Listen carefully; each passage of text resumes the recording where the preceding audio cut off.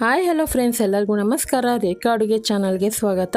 ಇವತ್ತೊಂದು ಡಿಫ್ರೆಂಟಾಗಿ ಅವಲಕ್ಕಿಯಲ್ಲಿ ಮಾವಿನಕಾಯಿ ಚಿತ್ರಾನ್ನ ರೆಸಿಪಿ ಮಾಡೋಣ ಅಂದ್ಕೊಂಡಿದ್ದೀನಿ. ತುಂಬಾ ಚೆನ್ನಾಗಿತ್ತು. ಮನೆಯಲ್ಲಿ ಎಲ್ಲರೂ ಸಹ ಇಷ್ಟಪಟ್ಟು ತಿಂದರು. ಕೆಲವ್ರಿಗೆ ಗೊತ್ತಿರೋದಿಲ್ಲ ಅವಲಕ್ಕಿಯಿಂದನೂ ಮಾವಿನಕಾಯಿ ಚಿತ್ರಾನ್ನ ಮಾಡ್ಬೋದು ಅಂತ. ಖಂಡಿತ ರೆಸಿಪಿ ನೀವು ಒಂದು ಸರಿ ನೋಡಿ, ನಿಮಗೂ ಸಹ ಇಷ್ಟ ಆಗುತ್ತೆ. ಇದು ಮಾಡೋದು ಸುಲಭ. ಬೆಳಗಿನ ಟೈಮ್ ತಿಂಡಿಗೆ ತುಂಬಾ ಈಸಿಯಾಗಿ ಮಾಡೋವಂಥ ರೆಸಿಪಿ. ಈಗ ಯಾವ ರೀತಿ ಮಾಡೋದು ಅಂತ ನೋಡ್ಕೊಬರೋಣ. ಈ ಥರ ಮೆಜರ್ಮೆಂಟ್ ಕಪ್ಪಲ್ಲಿ 2 ಕಪ್ ಆಗೋಷ್ಟು ತೆಲು ಅವಲಕ್ಕಿ ತೊಗೊಂಡಿದ್ದೀನಿ, ಅಂದರೆ ಪೇಪರ್ ಅವಲಕ್ಕಿ ಅಂತಾರಲ್ಲ, ಅದು ತೊಗೊಂಡಿದ್ದೀನಿ. ಇದನ್ನು ಚೆನ್ನಾಗಿ ನೀರು ಹಾಕಿ ಒಂದು 2-3 ಸರಿ ತೊಳ್ಕೊಬೇಕಾಗುತ್ತೆ. ಇದನ್ನು ನೆನೆ ಹಾಕೋದು ಬೇಕಾಗಿಲ್ಲ. ನಿಮ್ಮ ಹತ್ರ ತೆಲು ಅವಲಕ್ಕಿ ಇಲ್ಲ, ದಪ್ಪ ಅವಲಕ್ಕಿ, ಗಟ್ಟಿ ಅವಲಕ್ಕಿ ಅಂತಿರಲ್ಲ, ಅದೇನಾದರೂ ಇದ್ದರೆ ನೀರಲ್ಲಿ ಒಂದು 2 ನಿಮಿಷ ನೆನೆ ಹಾಕ್ಬಿಟ್ಟು ಅದನ್ನು ಚೆನ್ನಾಗಿ ಹಿಂಡಿ ಒಂದು ಪ್ಲೇಟಲ್ಲಿ ಹಾಕಿಟ್ರೆ ಅದು ಆರಾಮಾಗಿ ಸಾಫ್ಟಾಗಿ ಉದುರುದ್ರಾಗಿ ಬರುತ್ತೆ. ಅದೇ ತೆಲು ಅವಲಕ್ಕಿನ ನೀವು ನೆನೆ ಹಾಕೋದೇ ಬೇಕಾಗಿಲ್ಲ, ಬೇರೆ ಜಸ್ಟ್ ಒಂದು 2 ಸರಿ ತೊಳೆದ್ಬಿಟ್ಟು ಹಾಗೆ ಬಿಟ್ಬಿಟ್ರೆ ಇದು ಸಾಫ್ಟಾಗಿ ಉದುರುದ್ರಾಗುತ್ತೆ. ಇವಾಗ ಇದನ್ನು ಒಂದು 2 ನಿಮಿಷ ಹಾಗೆ ಬಿಟ್ಬಿಡೋಣ. ಅಷ್ಟೊತ್ತಿಗೆ ಗೊಜ್ಜು ರೆಡಿ ಮಾಡ್ಕೊಳ್ಳೋಣ. ಈಗ ಸ್ಟವ್ ಮೇಲೆ ಒಂದು ಕಡಾಯಿ ಇಟ್ಕೊಂಡು ಒಂದು 3-4 ಟೇಬಲ್ ಸ್ಪೂನ್ ಎಣ್ಣೆ ಹಾಕಿದ್ದೀನಿ. ಎಣ್ಣೆ ಬಿಸಿ ಆದಮೇಲೆ 1/4 ಟೀ ಸ್ಪೂನ್ ಸಾಸಿವೆ, 1/4 ಟೀ ಸ್ಪೂನ್ ಜೀರಿಗೆ ಹಾಕ್ಕೊಂಡಿದ್ದೀನಿ.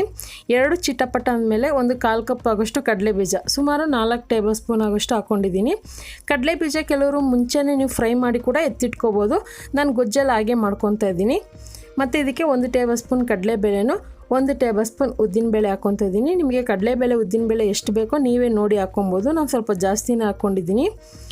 ಇದನ್ನೆಲ್ಲ ಹಾಕ್ಕೊಂಡು ಚೆನ್ನಾಗಿ ಗೋಲ್ಡನ್ ಕಲರ್ ಬರೋವರೆಗೂ ಮೀಡಿಯಮ್ ಫ್ಲೇಮ್ ಇಟ್ಕೊಂಡು ಫ್ರೈ ಮಾಡ್ಕೊಳ್ಳೋಣ. ಐ ಫ್ಲೇಮಲ್ಲಿ ಇಡೋಕ್ಕೆ ಹೋಗಬೇಡಿ, ಸೀದೋಗ್ಬಿಡುತ್ತೆ. ಈಗ 3 ಚೆನ್ನಾಗಿ ಫ್ರೈ ಆಗಿದೆ, ನೋಡ್ತಾ ಇರ್ಬೋದು. ಈಗ ಇದಕ್ಕೆ ನಾನು ಒಂದು 5 ಹಸಿರು ಮೆಣಸಿನ್ಕಾಯಿನ ಈ ಥರ ಚಿಕ್ಕದಾಗಿ ಕಟ್ ಮಾಡಿ ಹಾಕ್ಕೊತಾ ಇದ್ದೀನಿ. ನೀವು ಬೇಕಂದರೆ 2 ಭಾಗ ಮಾಡಿ ಕೂಡ ಹಾಕ್ಕೊಬೋದು. ಒಂದು 2 ಈರುಳ್ಳಿನ ಚಿಕ್ಕದಾಗಿ ಕಟ್ ಮಾಡಿ ಇಟ್ಕೊಂಡಿದ್ದೆ, ಅದನ್ನು ಹಾಕ್ಕೊತಾ ಇದ್ದೀನಿ. ಇದ್ರ ಜೊತೆಗೆ ಹಾಗೆ ಒಂದು 3 ಒಣಗಿದ ಮೆಣಸಿನ್ಕಾಯಿ ಕೂಡ ಯೂಸ್ ಮಾಡ್ತೀನಿ, ಯಾಕಂದರೆ ಒಗ್ಗರಣೆಯಲ್ಲಿ ಚೆನ್ನಾಗಿರುತ್ತೆ. ನೀವು ಬೇಡ ಅಂದರೆ ಸ್ಕಿಪ್ ಮಾಡ್ಕೋಬೋದು. ನೀವು ದೊಡ್ಡವ್ರಿಗೆ ಮಾಡೋದಾದರೆ ಹಸಿಮೆಣ್ಸಿನ್ಕಾಯಿ ಯೂಸ್ ಮಾಡ್ಕೊಳ್ಳಿ. ನೀವು ಮಕ್ಕಳಿಗೆ ಟಿಫನ್ ಮಾಡ್ಕೊಡೋದಾದರೆ ಹಸಿಮೆಣ್ಸಿನ್ಕಾಯಿ ಸ್ಕಿಪ್ ಮಾಡ್ಕೋಬೋದು. ಈಗ ಇದು ಸ್ವಲ್ಪ ಬೇಗನೆ ಫ್ರೈ ಆಗಬೇಕಂದ್ರೆ ಇದಕ್ಕೆ ಉಪ್ಪು ಹಾಕ್ಕೊಳ್ಳೋಣ. ಗೊಜ್ಜಿಗೆ ಎಷ್ಟು ಬೇಕೋ ನೋಡಿ ಹಾಕ್ಕೊಳ್ಳಿ. ನಾನಿಲ್ಲಿ 1 ಟೀ ಸ್ಪೂನ್ ಹಾಕ್ಕೊಂಡಿದ್ದೀನಿ.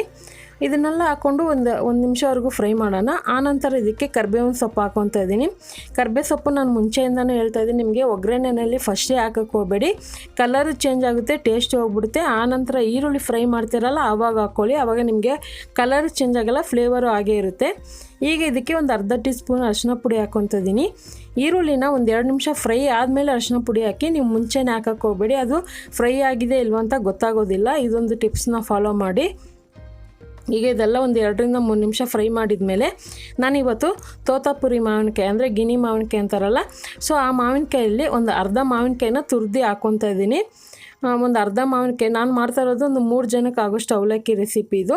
ನೀವು ಮನೆಗೆ ಒಂದು 4-5 ಜನಕ್ಕೆ ಮಾಡೋದಾದರೆ ಒಂದು ಮಾವಿನಕಾಯಿ ಪೂರ್ತಿ ಹಾಕೋಬೋದು. ಸ್ವಲ್ಪ ಹುಳಿ ಇರೋಂಥ ಮಾವಿನಕಾಯಿ ತೊಗೊಳ್ಳಿ, ಯಾಕಂದರೆ ಚಿತ್ರಾನ್ನ ಥರನೇ ಟೇಸ್ಟ್ ಸಿಗುತ್ತೆ ನಿಮಗೆ. ಸೊ ನಾನು ನಾರ್ಮಲಾಗಿ ಅಂಗಡಿಗಳಲ್ಲಿ ಸಿಗುವಂಥ ತೋತಾಪುರಿ ಮಾವಿನಕಾಯಿ ಯೂಸ್ ಮಾಡಿರೋದು. ಈಗ ಇದನ್ನೆಲ್ಲ ಹಾಕ್ಕೊಂಡ್ಮೇಲೆ ಚೆನ್ನಾಗಿ ಫ್ರೈ ಮಾಡ್ತಾಯಿದ್ದೀನಿ. ಉಪ್ಪೇನಾದರೂ ಕಡಿಮೆ ಅನಿಸಿದ್ರೆ ನೀವು ಇಲ್ಲಿ ಹಾಕ್ಕೊಬೋದು. ನನಗೆ ಉಪ್ಪು ಕರೆಕ್ಟಾಗಿ ಆಯಿತು.